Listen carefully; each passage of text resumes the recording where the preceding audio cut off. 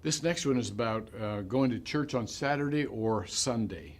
And Rose asked this question.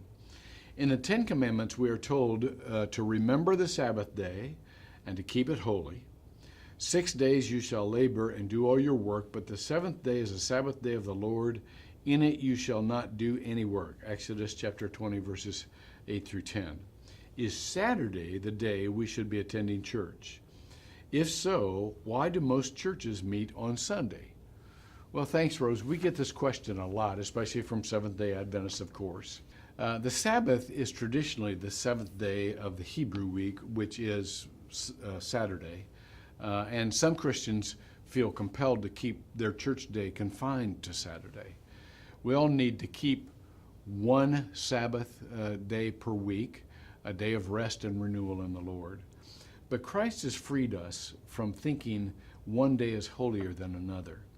Let me give you some scriptures to kind of explain that or back that up. In Romans chapter 14, verse 5, it gives us some room to say which day is our Sabbath. This is what it says. One person regards one day above another. Another regards every day alike.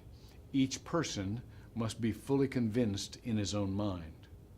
So from the earliest days of the church, Christians worshiped on the first day of the week, which is Sunday, because it was on that day which Christ was resurrected. So that was their day of celebration.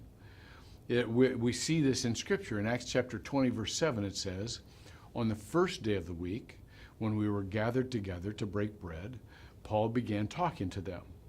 It also says in 1 Corinthians chapter 16, verse 2, on the first day of every week, each one of you should set aside a sum of money in keeping with your income, saving it up, so that when I come, no collections will have to be made. In other words, when I come to your worship services on Sunday.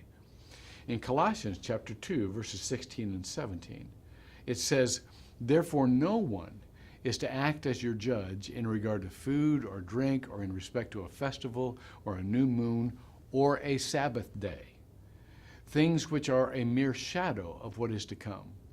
But the substance belongs to Christ. In other words, the substance of the Sabbath is Christ.